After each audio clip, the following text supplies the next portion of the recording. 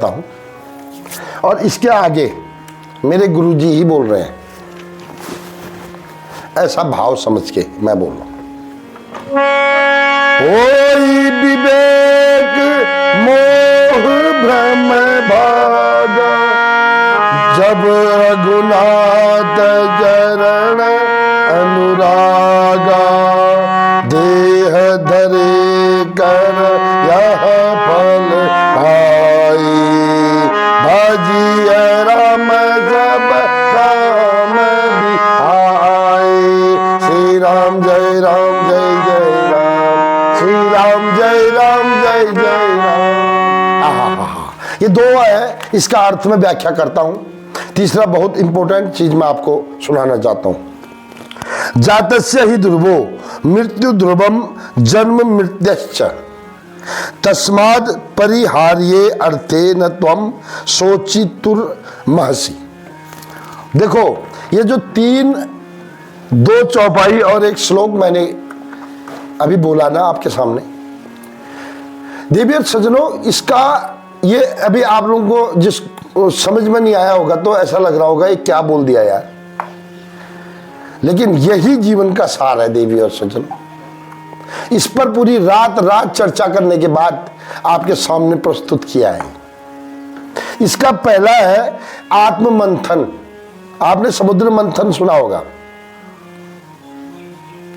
तो आत्म मंथन और समुद्र मंथन में कोई अंतर नहीं देवी और सज्जनों। अगर हम आत्म मंथन करें, अपने आप को जानने का प्रयास करें, अपने जीवन में खुशी लाने का प्रयास करें, अपने जीवन में सुख लाने का प्रयास करें, तो पहली बात आ जाएगी, आपको विवेक आ जाएगा और आपका मोह और भ्रम भाग जाएगा।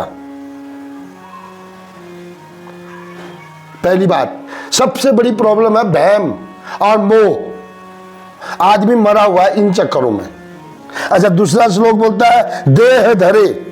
हम लोग बोलते हैं मनुष्य जीवन ले लिया, खाओ पियो, बच्चों को पढ़ाओ, बच्चों को ये बड़ा बनाओ, बड़ा मकान बनाओ, नाम कमाओ। ये सब झूठ है, बकवास है। ये मैं नहीं कह रहा हूं, रामचरितमानस के अनुसार ये बकवास है और ये मेरे अनुभव से भी बकवास है।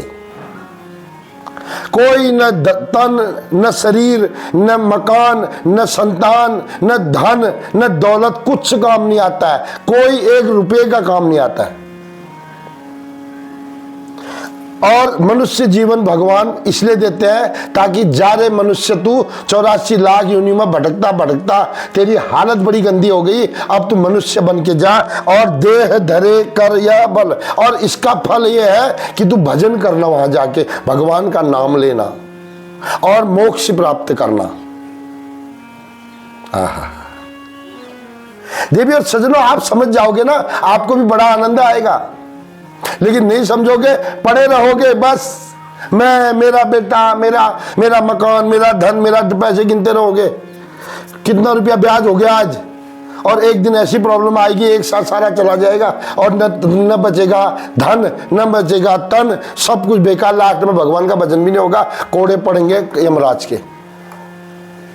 मत मानो, अभी श्रीमद् भागवत गीता में लिखा हुआ है, जिसकी कसम हम कोर्ट में खाते हैं, जिसको हम गीता गीता करके चिल्लाते हैं, उसमें लिखा हुआ है कि इस संसार में जो संसारिक रिश्ते हैं ये सब बकवास है।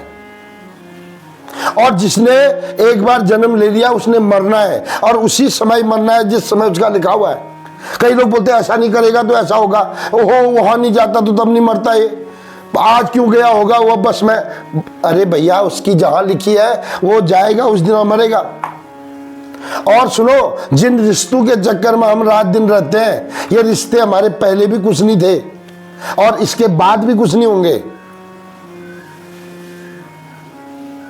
तो हम इस चक्कर में, जैसे हम सपना देखते हैं रात को सपने में हम घूमते हैं, बड़े अच्छे मेले में जा रहे हैं, हवाई जहाज की यात्रा कर रहे हैं और खूब झूले झूल रहे हैं, खाना खा रहे हैं 5 स्टार होटल में, और नदियों में कूद रहे हैं, स्विमिंग कर रहे हैं। ये सब झूठ होता है। नींद टूटते ही, ऐसे ही मरते समय ये सब झूठ हो जाता है। अगर आपको यकीन नहीं हो तो 15-20 दिन, 1 महीना झूठ मूठ का बीमार होके देखो, आपको पता चल जाएगा आपका बेटा आपका कितना सगा है, आपका पति, आपकी पत्नी आपकी कितनी सगी है, आपको ये पता चल जाएगा देवी और सज्जनों।